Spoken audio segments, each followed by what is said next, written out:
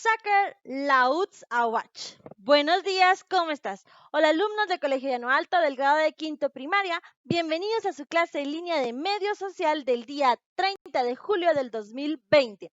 Y dicho en idioma maya diremos Junkal Lahuj Ruwuk Ik 2020. Nuevamente, Junkal Lahuj Ruwuk Ik 2020. Recuerden, es muy importante colocar tanto su fecha en idioma maya como idioma español, el libro y cuaderno. Bueno, el día de hoy vamos a aprender sobre un tema muy interesante. Vamos a conocer la guerra entre Estados Unidos y España. Este tema podrán encontrarlo en la página 175 de su libro de texto. Así que comencemos. La isla de Cuba había iniciado el proceso de independencia de España desde 1865. Inicia proceso Cuba de independencia, ¿verdad? Bueno, ¿qué pasa luego de esto? De que Cuba haya iniciado su proceso de independencia en 1865. En ese año no pudo lograrlo. ¿Por qué razón? Los independentistas cubanos intentaron, pero lastimosamente no lograron su meta, ¿verdad?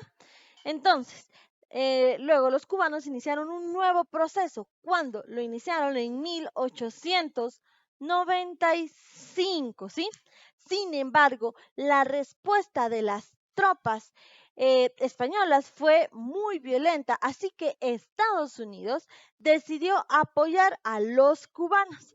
En el fondo, esta acción era parte de la actitud imperialista que Estados Unidos mantenía con América Latina. Recuérdense que ya aprendimos sobre que Estados Unidos quería expandir, ¿verdad?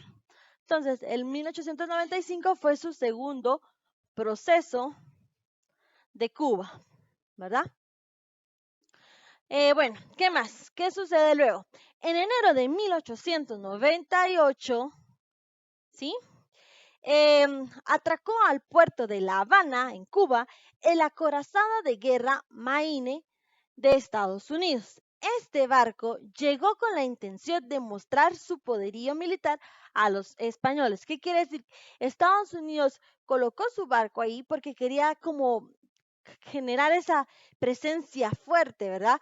Demostrar a España, a los españoles, que ellos podían más, que tenían más. ¿Por qué? Porque pues los españoles no les habían querido vender ni la posición de Cuba ni Puerto Rico.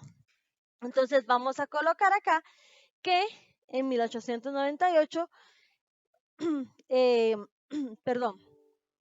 el acorazado de Estados Unidos. Bueno, chicos, entonces, ¿qué más? ¿Qué pasa luego de esto? Esto recuérdense que fue en 1898. El 15 de febrero de 1898, es decir, en este mismo año, cuando el acorazado, Estados Unidos llevó su acorazado, hubo una explosión, ¿sí? Que hundió al acorazado.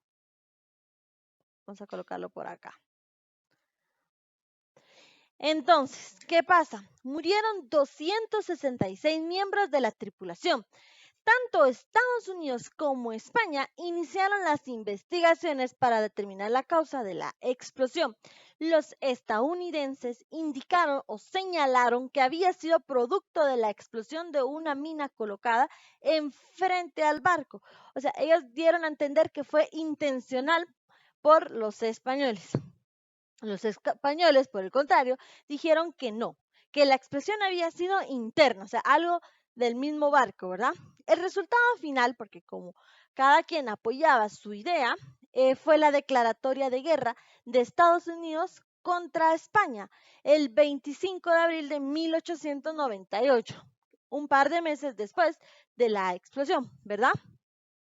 La guerra duró aproximadamente 3 meses.